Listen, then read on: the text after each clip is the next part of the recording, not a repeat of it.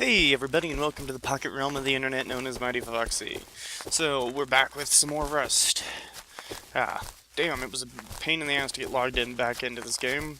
It seems to be all sorts of crash happy lately. So, we're back in the same server after about 30 minutes of trying to get around the game crashing, and we're successful in that. This time we're going to go ahead and we're going to build a small shooting range. So, shooting ranges are common enough on some servers, but we're going to go ahead and build one, just to cover a how-to guide on a shooting range. So, you got to go ahead and get your... We already got a foundation set up, thankfully, for this, because this was where I was going to build the fort originally, and the game kind of told me to suck a giant cock, so... yeah. Screw the game. Now, for the most part, most shooting ranges are just a simple matter of covering as much distance as you can, lengthwise. Widthwise is not as important, unless you're trying to do a lot of people at once shooting, but we're just going to go ahead and cover a small shooting range where people could be polite, take turns or some shit like that, I don't know. Politeness is not exactly this game's forte. But, yeah. So I noticed I kind of screwed that up. So I'm going to place a wall a little cockeye here. When in doubt, a cockeye wall is usually better than nothing. So. It just does not want to take the wall. Take the wall, damn you. Why are you going...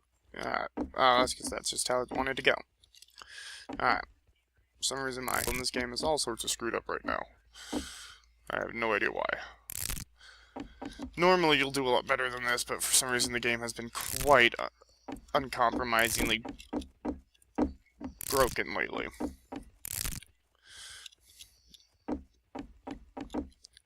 We're just going to go ahead and get this all situated, and we'll be back in just a minute once I've got all these walls up and got them hammered into place. Okay? See you guys in a minute. Okay, everybody, we're back. So, we went ahead and made the two most common types of shooting ranges I've seen. One which utilizes windows.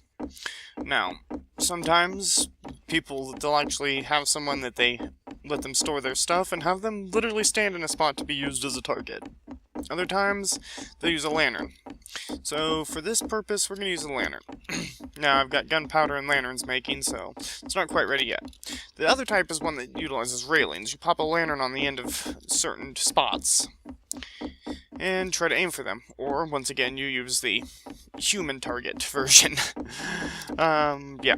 Either way, they work. As for why I don't have a top, I'm just not bothering to put a top on because it's just a waste of time for the current portion. I'm also not going to reinforce it.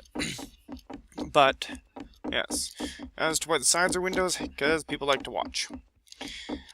This type of one is typically, I've seen used a lot more for guns. Well, this one is a lot more common for archery. Because you don't have to worry about the wall. The window, actually, arrows drop. You can aim a lot up. That's also one reason why I don't have a roof. Usually archery type ranges have a few roofs high, or a few walls high roofs, so people can actually arc their shots. Alright, so once these lanterns are done, well actually I've got a couple ready, so I'll just go ahead and place a couple here. So we're going to go ahead and put one. Yeah. Dang it, this thing is not cooperating.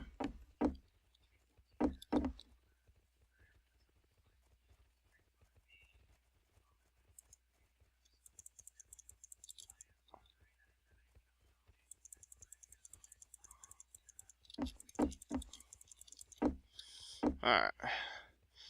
Sometimes these things don't like to cooperate, apparently. There we go. Don't get why that one decided to work there, but it's still a good target to make. Let's see if we can get another one over here.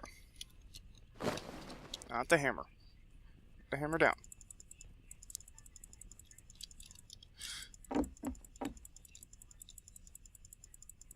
Yeah. I see where a lot of the shooting ranges have human targets. It is a lot easier to work with this crap when it's not in your way. Oh, right, come on. There we go. Alright. And you can get them positioned in weird little spots like that. But there we go. So, we'll go and pull out our bow. Now, I'm not 100% sure exactly why people use the lanterns. I'm going to shoot her. Yeah, it doesn't really give you any indication you hit it. Oh, well, okay, yeah, it does. If you actually hit it, it seems to deflect the arrow. Okay. As for purpose with gun ones, that's beyond me. I'm still waiting to finish cooking up a few bullets. So, we'll be back in a minute, people, after these last few lanterns and all this gunpowder and bullets are ready, and we'll be good to go. Okay, see you guys in a minute. Okay, everybody, we're back. So we've got some arrows, we've got some guns and bullets, and we're going to go ahead and do this. So, the main way to do this with the lanterns, I mean, human target method is obvious, but you pick the lantern you want to shoot at, and you shoot it. So we're going to go ahead and go with this one for now, because I'm not a good shot with the rifle, and this is the rifle style one, at least the way I've seen them done. The shooting ranges were a lot more common on, in this before it became the official version. So, we're going to go ahead and aim, and fire. And aim, and fire. Alright, so I can sort of see what it means. Alright, so, yeah, you can definitely see where you shot on a wall. Now, we're going to see if we can see what happens if you hit a lantern. I thought I saw a spark when I hit it, but we'll see. Shoot it at close range. Alright, so it does make a pinging sound, which explains why a lot of times you have someone actually moderating these shooting range challenges, but so that looks like it hit. Another more common way is shoot the top. Yeah, that's a good way to see if you can hit something. Now, for the bow one, the bow is a lot easier to tell where you've hit, because we'll just go ahead and we'll pick a nice far-off one. We'll pick this one. Right? And we'll take a shot at it from the beginning here. Okay. So the bow, you do have to aim up quite a bit. Okay. Let's see where we hit. Alright, we overshot it. But at least with bows, you can recover your ammo. So we'll take another shot real quick. Alright, that was definitely a miss. As was that. This is one reason why I don't tend to do PvP in this game, is because I am not a good shot with these weapons. Bow is probably the one I'm the best with, but not at super long range like this.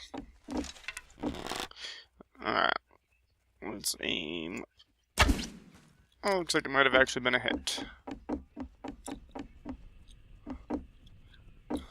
Yeah, looks like it might have been a hit there.